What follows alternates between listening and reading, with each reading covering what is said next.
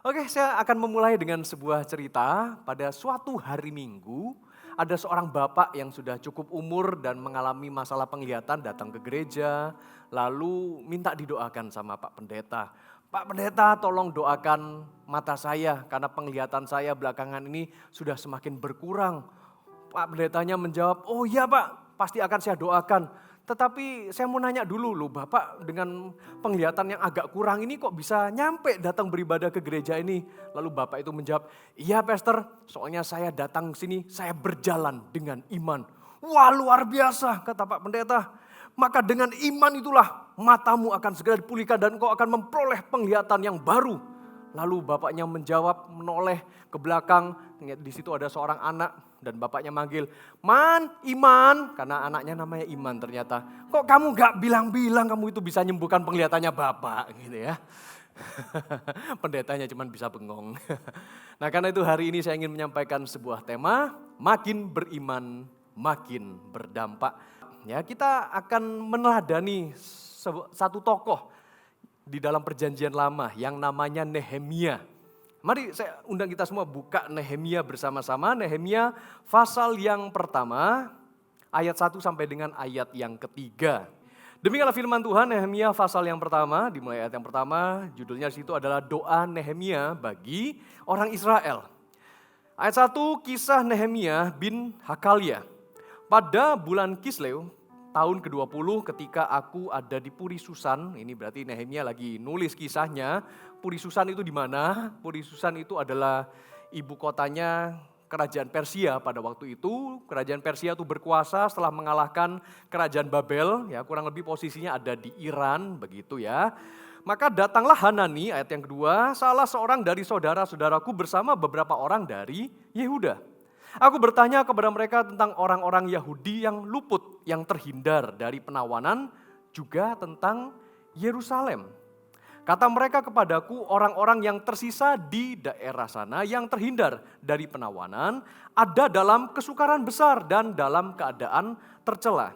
Tembok Yerusalem telah terbongkar dan pintu-pintu gerbangnya telah terbakar. Nah saudara, ketika kita membaca kitab Nehemia ini, kita mau pelajari di sini bahwa Nehemia ini adalah seorang pemimpin yang akan memimpin rombongan orang-orang Yehuda dari pembuangan yang ada di Babel waktu itu untuk kembali ke Yerusalem dan membangun tembok Yerusalem supaya teguh kembali. Memang kembalinya orang-orang buangan dari Babel atau yang sudah jadi Persia ini sudah terjadi beberapa kali dan ini adalah angkatan yang ketiga, yang terakhir yang dipimpin oleh Nehemia rombongannya. Tetapi Nehemia tanya sama tadi Hanani ini, bagaimana keadaan orang-orang buangan yang dulunya sudah luput, lalu sudah kembali pulang ke Yerusalem. Ternyata keadaannya juga tidak terlalu baik-baik saja. Belum lagi tembok kotanya Yerusalem itu runtuh. Nah ini yang menjadi sebuah beban di dalam hatinya Nehemia. Nah kita sekarang mau belajar nih dari Nehemia, ini figur seorang yang beriman. Nehemia adalah figur seorang yang takut akan Tuhan. Dan kita mau belajar bagaimana kita menerapkannya dalam kehidupan kita di zaman sekarang. Saya dan Anda adalah orang yang beriman kepada Tuhan. Amin. Ya. Dan justru kalau kita mau menandakan diri kita ini orang beriman, maka kita makin beriman, kita harus makin menjadi dampak bagi banyak orang. Nehemia adalah orang yang beriman dan makin beriman kepada Tuhan. Dia pun juga makin berdampak pada masanya. Kita lanjutkan ceritanya bagaimana agar kita ini makin beriman supaya makin berdampak. Yang pertama adalah kita belajar dari Nehemia, dia itu berpuasa dan berdoa pada Tuhan. Ya, ketika Anda mulai mendengarkan berpuasa dan berdoa pada Tuhan ini, udah mulai mikir ini, wah ini sudah bulan Desember ini. Entar lagi sudah ada perayaan Natal nih, undangan Natal di mana-mana, di Connect Group dan sebagainya. Ya mesti puasa ini. Ya tenang. Kita kan mau jadi orang beriman yang makin berdampak ya. Kita pelajari nih, mulai ayat yang keempat, lanjut tadi. Dari Nehemia pasal yang pertama, ayat 4. Demikian firman Tuhan, ketika aku dengar berita ini, aku pun duduk menangis dan berkabung selama beberapa hari. Aku berpuasa dan berdoa ke hadirat Allah semesta langit. Oke, saudara-saudara, puasa itu rohani apa enggak? Belum serempak nih, belum kompak ya. Berpuasa rohani apa enggak? Ya, masa sih? Siapa yang di sini sudah pernah puasa? Angkat tangan. Kok sedikit? Berpuasa rohani apa enggak? Ya enggak lah ya. Loh kan mulai bingung ya. Nih, kalau kita baca tadi ayatnya, di kalimat kedua, aku berpuasa dan berdoa. Nah, berpuasa dan berdoa itu yang rohani. Ya, karena kalau cuma puasa aja, apa bedanya dengan diet? Apa bedanya dengan program penurunan berat badan? Ya kan? Jadi kalau mau rohani itu berpuasa dan berdoa gitu loh ya. Nah, saya lagi punya ini loh, komunitas ya, teman-teman yang hobinya sama, jogging, lari gitu ya. Dan kita biasanya ngumpul itu seminggu sekali, setiap Sabtu pagi ya di sekitaran kompleks rumah lah ya. Ini fotonya juga ada lah. Beberapa teman-teman yang ngumpul, mereka komitmen, ada di antara mereka yang beratnya tuh 100 kilogram. Ya, Anda gak usah nebak nih yang mana sih yang beratnya 100 kilogram itu. Ya, dan sampailah kita pada sebuah percakapan, kita cerita-cerita, ngobrol-ngobrol dan sebagainya. Karena dari antara mereka itu ada yang lagi punya rencana untuk menurunkan berat badan. Ya kita cuman ajakin, ya pokoknya kamu rutin aja, komitmen, kamu lari gitu, saya ngomongin gitu ya. Kamu yang nggak bisa lari, ya jogging aja deh, ya pelan-pelan, tapi pasti nanti jaraknya makin lama kan makin jauh. Nah, karena ada salah satunya yang beratnya makin membengkak itu ya, awalnya sebelum menikah dia 80 kilo. Ya. Akhirnya setelah hampir 1 tahun menikah, beratnya menjulang sampai 100 kilo. Wah dia kepikiran, kemudian ada beberapa temennya dia, ada yang sakit ya, bahkan minggu lalu cerita ada yang meninggal. Wah dia udah mulai deg-degan, dia juga periksa darah. Periksa darah ternyata LDL kolesterolnya tinggi. Waduh, dia sudah mulai curhat. Aduh gimana nih pastor supaya saya nggak mati muda gitu. Lah ya kamu harus olahraga. Ya, kamu sekarang udah datang begini bagus ya. Tetapi kamu juga mesti jaga pola makan. Saya ngomongin gitu. Karena kan kita ini kan sudah orang beriman lah ya. Kita udah orang Kristen. Orang Kristen pasti beriman pada Tuhan Yesus. Kita ini kadang-kadang disiplin rohani bisa. Betul ya? Katakan iya, amin. Ya. Kita disuruh disiplin doa, bisa? Disiplin saat teduh, bisa? Disiplin baca firman Tuhan, bisa? Nah, disiplin jaga pola makan, bisa? Lebih susah kan? Ya, saya cuma ngobrol-ngobrol santai, kadang guyon sama mereka dan sebagainya. Saya cuma ngomong gini, kita ini kadang-kadang ya, jadi anak Tuhan, kita ini manja. Ya, kita cuma asal disiplin rohaninya bagus, tapi disiplin menjaga bait Roh Kudus atau tubuh kita sendiri dengan pola makan yang baik, gak bagus. Gimana itu?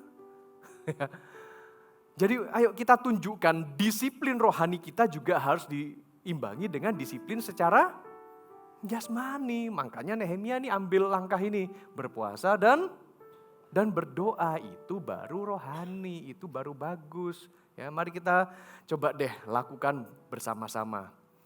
Berdoalah lebih sungguh dan bila perlu ya luangkan waktu untuk puasa gitu. Nah, oke. Sekarang kita lihat nih, seperti apa sih puasa dan doa yang dilakukan oleh Nehemia ini. Lanjut ya, ayat 5 sampai dengan ayat yang 7. Demikian firman Tuhan. Aku berkata, ya Tuhan Allah semesta langit, Allah yang maha besar dan dahsyat, yang berpegang pada perjanjian dan kasih setianya terhadap orang yang mengasihinya dan menaati perintah-perintahnya. Berilah telingamu, bukalah matamu dan dengarkanlah doa yang hambamu panjatkan kehadiratmu siang dan malam bagi orang Israel. Hamba-hambamu itu dengan katakan mengakui. Dengan mengakui segala dosa yang kami orang Israel telah lakukan terhadapmu, aku dan kaum keluargaku juga telah berbuat dosa. Kami telah sangat bersalah terhadapmu dan tidak menaati perintah-perintah, ketetapan-ketetapan dan peraturan-peraturan yang telah kau perintahkan kepada Musa, hambamu. Ya, yang dilakukan di dalam puasa dan doa oleh Nehemia ini adalah dia mengakui dosanya. Dia juga mengakui dosa bangsanya. Ketika kita berpuasa, ketika kita berdoa, ingat prinsip ini. Kita melakukannya bukan karena ingin menurunkan berat badan. Kita melakukannya karena sungguh-sungguh kita mau menyelidiki hati kita. Apakah aku belakangan ini sudah berbuat dosa? Apakah keluargaku berbuat dosa juga kepada Tuhan? Dosa itu mungkin gak langsung frontal dosa moral gitu ya. Atau langsung kayak meninggalkan Tuhan, murtad begitu. Tetapi hal-hal yang kita kompromikan. Misalkan mulai saat teduhnya bolong-bolong ya. Hari Minggu yang harusnya jadwal rutinnya kita datang ke gereja, kita pakai waktunya untuk mancing. Nah, itu mulai dosa yang rada gak kelihatan, sedikit mulai demi sedikit mulai merayap. Ya, atau enggak pastor, saya hari Minggu pasti datang ibadah. Ya, tapi terlambat. Waktunya pendeta mau khotbah baru masuk ke ruang ibadah. Lah itu kalau lama-kelamaan itu diakumulasi saudara-saudara. Jangan-jangan nanti Anda bisa datang menjelang doa berkat. Ya, bertobat. Mengakui dosa di hadapan Tuhan. Itu berpuasa dan berdoa. Apalagi yang dilakukan. Ya. Ayat 8 sampai dengan ayat yang 11. Demikian firman Tuhan. Ingatlah akan firman yang kau sampaikan kepada Musa hambamu itu demikian. Bila kamu berlaku tidak setia, kamu akan kucerai-beraikan di antara bangsa-bangsa. Tetapi bila kamu berbalik kepadaku dan tetap menaati perintah-perintahku serta melakukannya, maka sekalipun orang-orangmu yang terbuang ada di ujung langit, aku akan mengumpulkan mereka kembali dan membawanya ke tempat yang telah kupilih untuk membuat namaku tinggal di sana. Bukankah mereka ini hamba-hambamu dan umatmu yang telah kau bebaskan dengan kekuatanmu yang besar dan tanganmu yang kuat?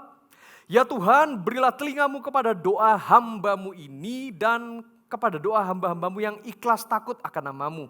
Dan biarlah hambamu berhasil hari ini dan mendapat belas kasihan dari orang ini. Ketika itu, aku ini juru minuman raja. Bagian yang kedua dari puasa dan doa yang dinaikkan oleh Nehemia adalah punya komitmen mau kembali sama Tuhan.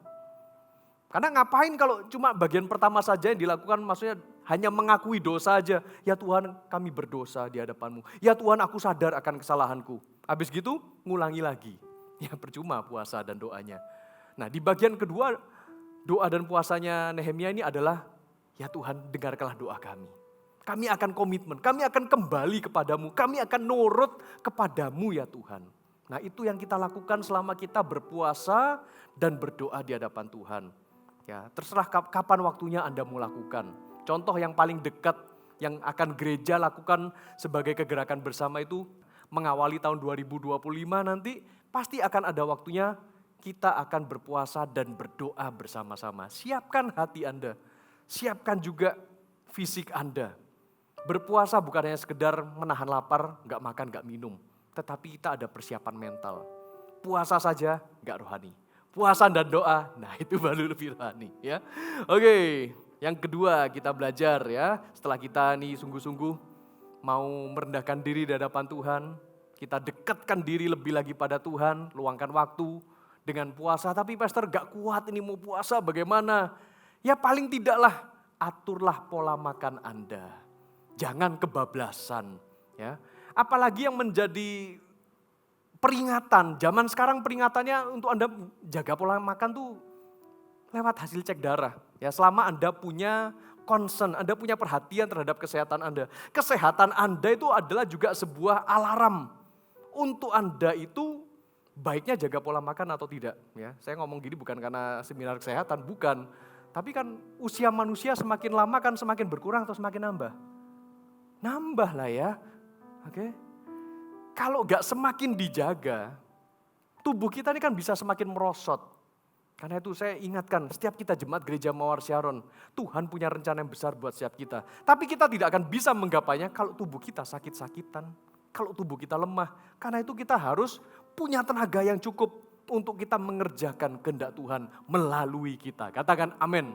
Ya, supaya kita tuh bisa melakukan bersama-sama. Ya, karena itu sekali lagi waktu kita berpuasa dan berdoa, kita merendahkan diri, kita bertobat, minta ampun di hadapan Tuhan. Lalu berikutnya kita komitmen sama Tuhan. Ya Tuhan, aku tidak akan ngulangi dosa dan kesalahanku lagi. Aku akan melakukan yang lebih baik lagi untuk Tuhan. Makin sungguh-sungguh sama Tuhan.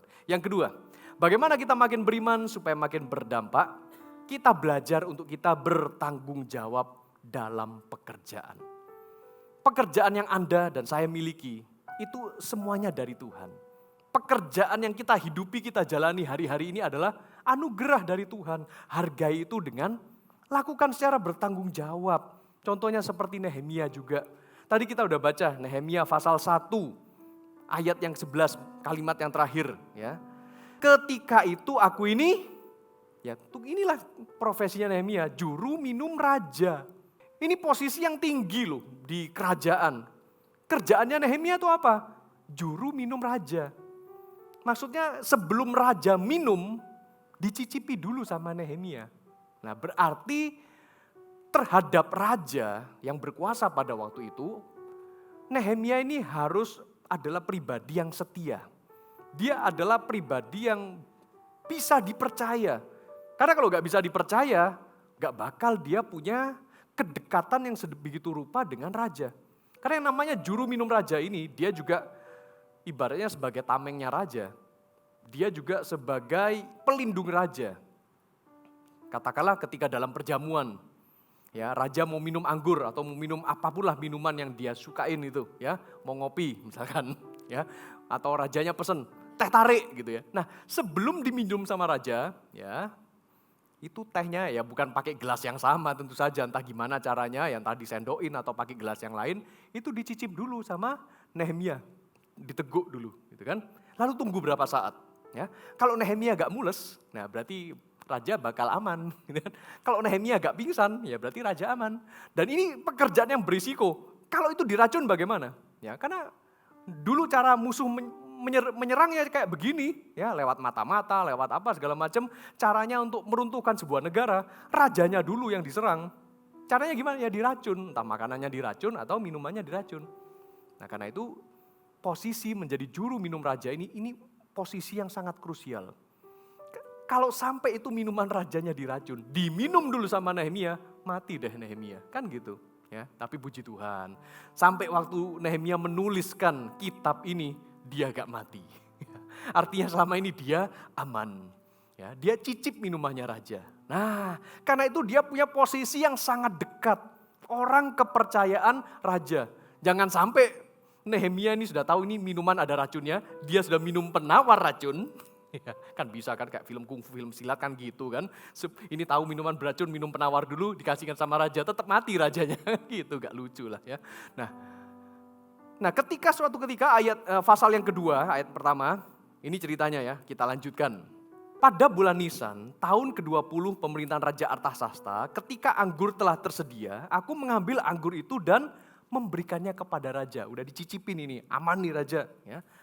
Kemudian sebelumnya aku tidak pernah kelihatan sedih di hadapan raja. Lah, rajanya kan mengamat-ngamati wajahnya Nehemia. Ini apa perutnya mules ini? Ini apakah minumannya ada racunnya ini? Kok bikin wajahnya muram kayak gini? Ini pura-pura atau ini beneran? Nah kan raja mulai bertanya-tanya, ada yang gak beres ini. Ayat 2, maka bertanyalah ia kepadaku, mengapa mukamu sedih? Padahal engkau tidak sakit. Keracunan ya? Gitu. Ya. Atau paling tidak rajanya ngerti lah, Nehemia gak mungkin dia keracunan. Keracunan pasti mati ya. Tentulah hatimu sedih. Nah gitu kata raja. Aku pun menjadi sangat takut. Ya, ayat 3. Jawabku kepada raja, hiduplah raja untuk selamanya.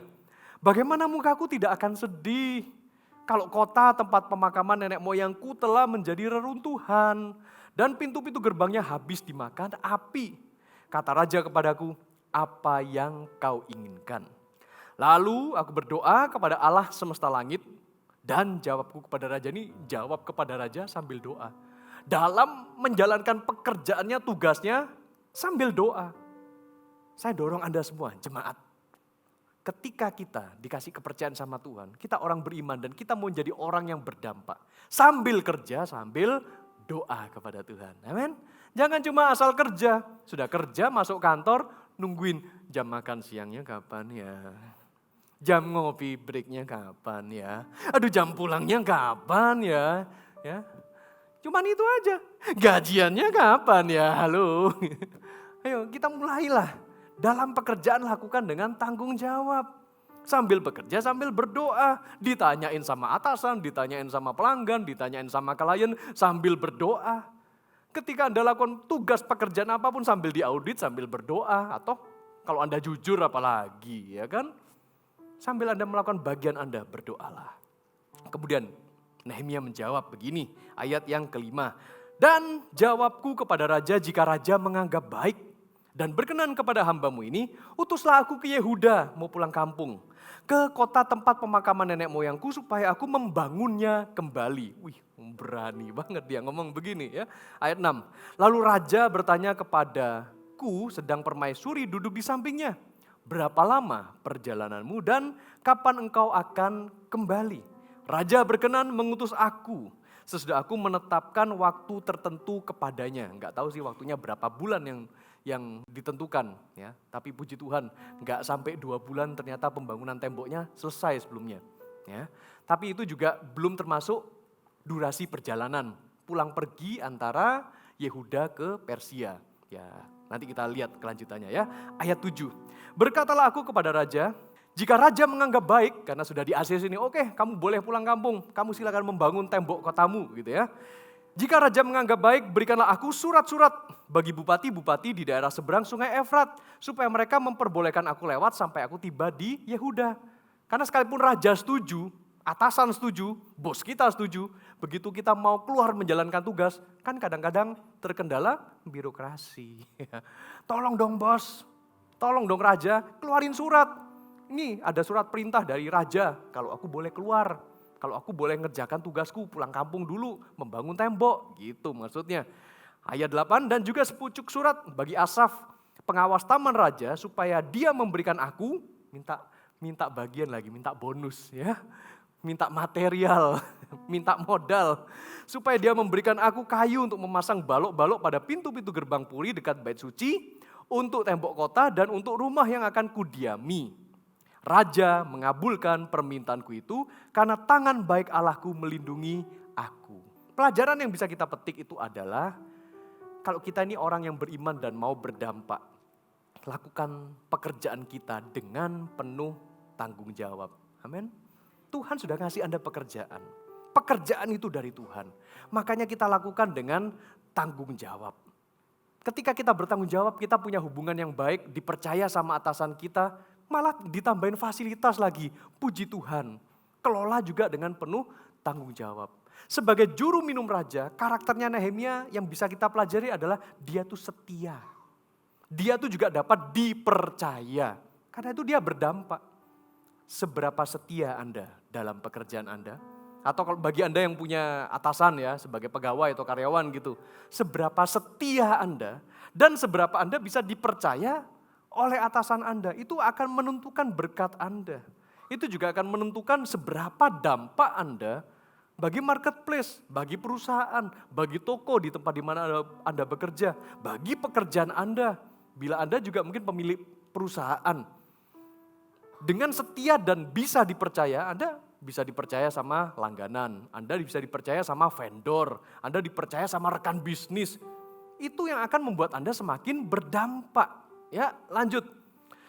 Oke, Nehemia berdampak terhadap raja. Karena itu saya mendorong Anda semua, ayo kita juga berdampak. Bagi orang di sekeliling kita, buat atasan kita, pemberi kerja buat kita. Lakukan lewat sikap yang excellent. Bisa dipercaya itu artinya jujur.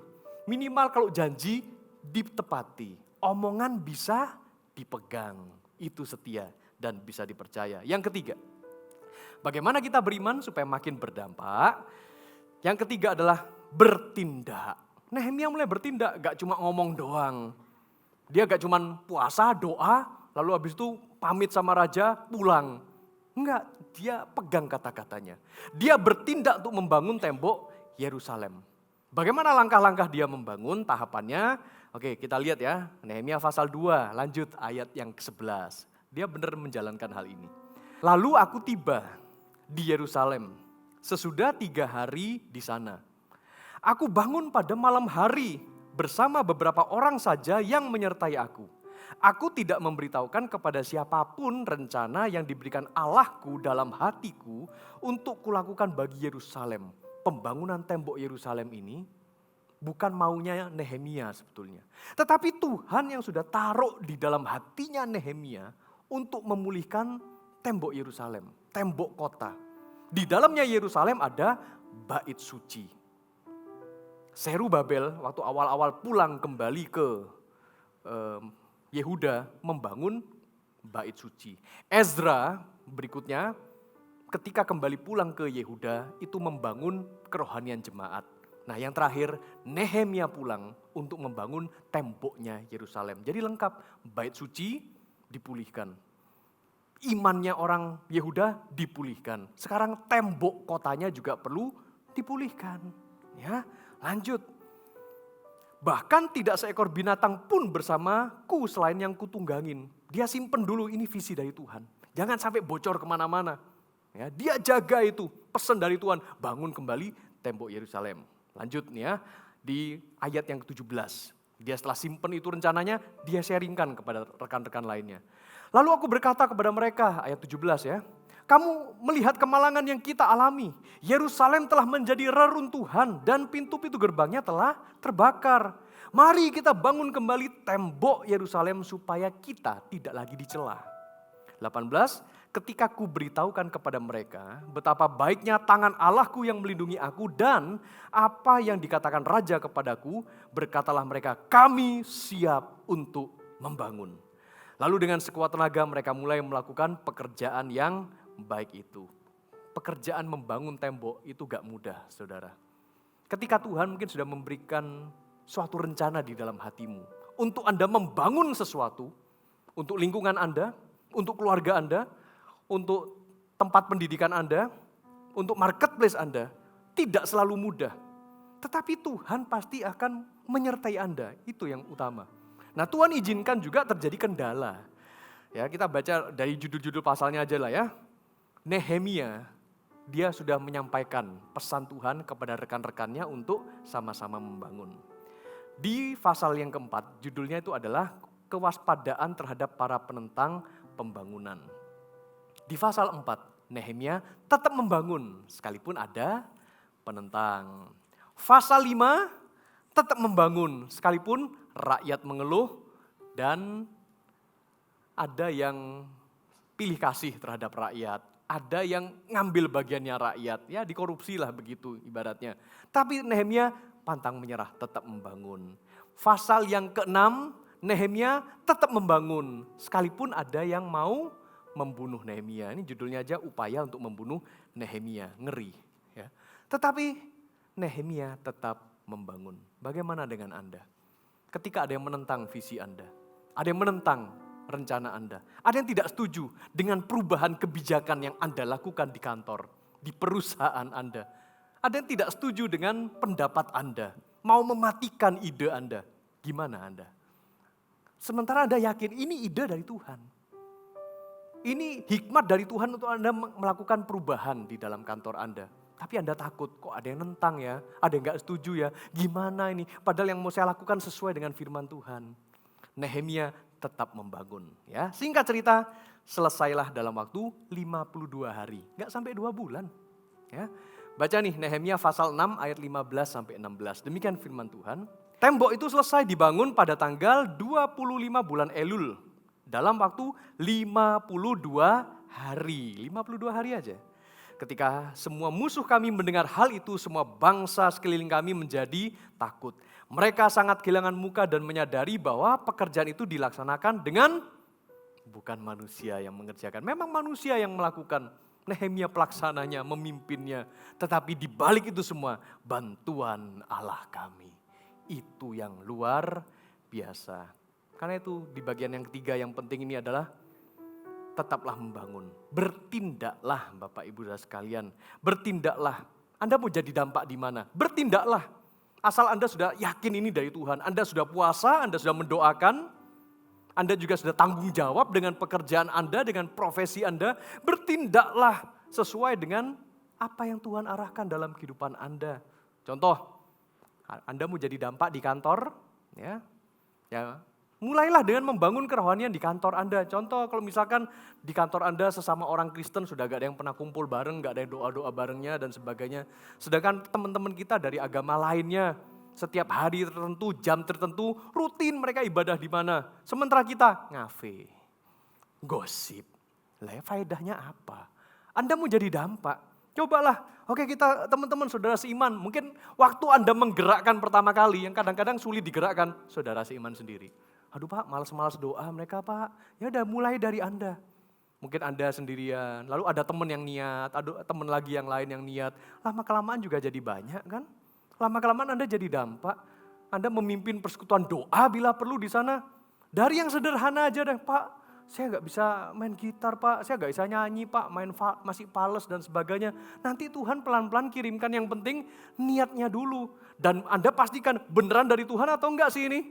Jangan biarkan di dalam perusahaan Anda jadi kering. Malah mungkin ketika Anda pertama kali ngelakukan, mana gak ada yang datang. Anda diketawain, mendingan kita ngafe, kamu malah doa, gak ada faedahnya, digituin mungkin, dihina-hina. Tapi selama itu dari Tuhan, berdampaklah, pimpinlah aja. Oke? Contoh Anda mungkin mau jadi dampak di kampus mungkin, ya oke, yang mahasiswa, yang lagi kuliah, ya dimulai dengan karakter jujurlah selama Anda mengerjakan tugas di kampus, nggak usah main contek sini contek sana gitu ya. Atau mungkin zaman sekarang, teknologi canggih, pakai AI, ya ada AI, ada susu, bukan AI ya. Artificial intelligence ya. AI tidak akan menggantikan otak Anda untuk belajar, para mahasiswa ya. Jangan sampai Anda begitu ditanya dosennya, tunggu, saya kelola dulu lewat ChatGPT, pakai AI. Ya sama aja bohong, mau bikin skripsi, bikin tesis, pakai AI. Ya, begitu ditanyain, bingung. Ya gak bisa gitu dong ya. Apa yang harus kita gunakan pakai otak kita, ya gunakanlah otak Anda. AI itu hanyalah alat bantu untuk belajar. Jangan menggantikan otak Anda dengan AI, contohnya gitu. Nah saya pernah nih waktu dulu masih semester awal-awal, waktu kuliah di sebelah ini, ya kampus Petra ya alma mater saya. Ya, waktu itu saya kan DKV ya, desain komunikasi visual. Ada mata pelajaran namanya Nirmana. Nirmana itu yang tata ruang, estetika, seni dan seperti itu. Disuruh bikin dari stick ice cream yang banyak gitu ya. Bikinlah bentuk yang abstrak tapi itu kokoh dan ada nilai estetikanya. Itulah Nirmana ya. Ya waktu itu saya mahasiswa masih awal baru masuk di Petra, masih semester pertama. Saya masih belum kenal Tuhan pada waktu itu, belum bertobat. Saya stres berat, ini gimana caranya itu ratusan stick ice cream mesti disusun jadi bentuk yang indah, estetika, abstrak, dan sebagainya. Saya ada teman mahasiswa sekuliahan dengan saya juga, saya nanya, bro gimana nih? Yakin tak bisa selesai dalam waktu cuma 3 hari begini, ini ratusan begini mau disusun, dilem apa segala macam. Nah, kalau strukturnya agak kuat nih runtuh apa segala macam, dia cuma ngomong begini, bisa bro, dengan iman. Gitu jawabnya. Saya cuma, yang bener aja ngerjain gini. Kita belajar, kita kuliah pakai iman. Saya ketawain dia, awalnya gitu. Hanya setelah 3 hari berlalu, tugasnya dia selesai. Bagus lagi, kokoh, indah, estetik. Saya hancur berantakan. Ya, nggak manggil iman sih, man gitu enggak. Ternyata dia pakai iman dan dia kerjakan dengan tanggung jawab, bisa. Saya hancur berantakan, udah tobat lah habis itu saya. Oke. Nah, contoh-contoh Anda mau jadi dampak di mana lagi coba? Lingkungan tetangga. Ya, mulailah dengan tidak menyerobot area parkir tetangga. Habis gitu Anda mau mencalonkan diri menjadi ketua RT, RW gitu kan. Lingkungan sendiri aja Anda serobot parkirnya orang, buang sampah sembarangan. Ayolah, tunjukkan imanmu. Kebersihan juga adalah sebagian dari iman supaya berdampak. Ya, begitu Anda melihat sampah berserakan di lingkungan Anda, apa yang Anda lakukan? Oh berarti ini tempat sampah, Anda juga buang tisu di sana, kertas. Ya enggak lah ya, coba lah, saya ada kenalan satu jemaat yang ya secara rutin dia ibadahnya di kampus Cempaka ya. Ya karena dia kompleks perumahannya itu cuman satu lorong lurus dari ujung ke ujung tuh ya perumahan, hadap-hadapan begitu ya. Dia tuh orangnya suka bersihan. Jadi dia gak tahan kalau dia liatin ada sampah berserakan. Ya kadang tuh tukang sampahnya masuk, gak masuk segala macam. Akhirnya kalau pas lagi free waktunya dia pungutin dari ujung lorong sampai ke ujung lorong satunya, dia pungutin sampah. Sendiri aja dia lakukan. Sampai dia disalah mengerti sama tetangganya, Bang, tolong bang, buangin sekalian di sampah ini. Begitu lihat, oh ya Ai, oh kamu tetangga saya, maaf. Dipikir tukang sampah. Ya tapi gitu dia jadi dampak, saudara-saudara. Ya, Nanti waktu pemilihan ketua RT, ketua RW ya jangan-jangan dia bisa menang gitu ya. Ya contohnya begitulah. Jadi berkat lah dari hal yang sepele kayak begitu. Waktu ibu PKK ngumpul ngapain? Gosipin tetangga, mana yang gak bayar arisan gitu ya. Gak usah gosip-gosip gitulah ya. Mulailah jadi dampak, apa yang bisa kita lakukan buat lingkungan kita. Yuk kita bikin program kebersihan, gotong royong, bersih kampung, apa segala macem. Ya, ada loh juga salah satu istri dari CGL yang saya gembalakan juga jadi ketua RT atau ketua lingkungan gitu ya. Dia megang kasnya RT kayak kalau salah RT. Dia baru terpilih dan dia biasanya di tahun-tahun sebelumnya RT di lingkungannya dia itu nggak pernah bikin acara yang terlalu gimana gitu ya untuk acara 17-an gitu ya. Karena dana selalu kurang katanya. Tapi begitu kasnya dia sekarang pegang, dia bingung. Kok dari RT yang lalu kok katanya kurang terus ternyata ada. Berarti selama ini kasnya yang lalu tuh diapain? Ya jawab sendirilah ya. Mungkin dipakai untuk halan-halan, liburan gitu kali. Tapi ternyata iuran dari warga ini cukup untuk pembangunan jalan bisa. Untuk acara 17 Agustusan bisa. Makan-makan warga bisa. Cukup kok ternyata dananya. Kelola dengan benar dan bertanggung jawab. Tunjukkan kita ini orang beriman. Ketika kita yang kelola, diberkati juga satu warga, katakan amin. Ya. Oke, mau jadi dampak di mana lagi? Di masyarakat. Berdampaklah. Tuhan menggerakkan apa di hati Anda? Misalkan Anda punya niat membangun pabrik, bagus loh itu. Anda seorang pengusaha, Tuhan kasih niat dalam hati, bangun pabrik, buka lapangan kerja yang baru. Banyak orang perlu pekerjaan kan? Lakukan itu dalam takut akan Tuhan. Sekalipun ada yang mengejek Anda, menghina Anda, nanti pabrikmu tutup, pabrikmu rugi, kamu mau kasih makan seberapa banyak orang, gak bakal, nanti kamu di demo buruh apa segala macam. Kalau itu memang asalnya dari Tuhan, bukalah. Mungkin Anda juga punya hati yang sosial, mau buka rumah sakit lah, mau klinik lah, mau apotek, ya silakan. Asal itu dari Tuhan, Anda sudah puasain, Anda sudah doain. Dan itu memang profesi Anda bisa terjun di bidang itu. Dan Tuhan gerakkan untuk Anda membangun. Bagaikan Nehemia membangun tembok kota Yerusalem, berdampaklah. Minta approve, minta dukungan doa dari CGL Anda, dari coach Anda, dari tim leader Anda, dari gembala Anda, Pastor Anthony. Minta peneguhan supaya Anda berdampak di masyarakat. Amin, Bapak Ibu Saudara. Jangan cuma waktunya pilkada aja, pemilihan caleg atau pemilu gitu, dukung ya, saya mau jadi caleg gitu. Ya selama ini belum jadi caleg aja gak berdampak. Ayo, gak usah nunggu kapan waktunya pemilu untuk jadi caleg. Tapi sebelum ada pilkada, ada pemilu, sebelum ada caleg-calegan, berdampaklah. Amin ya saudara-saudara, ayo kita belajar bersama-sama, tetaplah bertindak.